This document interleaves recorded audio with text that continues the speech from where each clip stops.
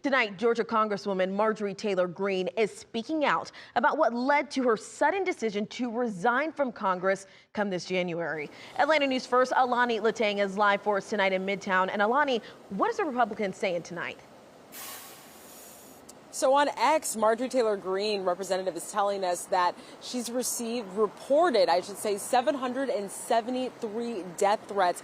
These are threats that are coming to her office via phone call or email, not including the countless online threats her and her family have received. And last month, Greene had blamed this escalation on her current feud with President Donald Trump. He called me a traitor, and that is so extremely wrong, and those are the types of words used that can radicalize people against me and put my life in danger.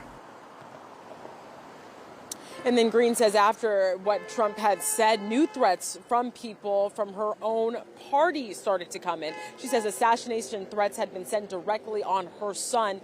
Greene says even things like opening her mail has been potentially deadly, and showed a video of what appears to be law enforcement with gloves opening an envelope in June 2024. Addressed to her, she says has a syringe inside.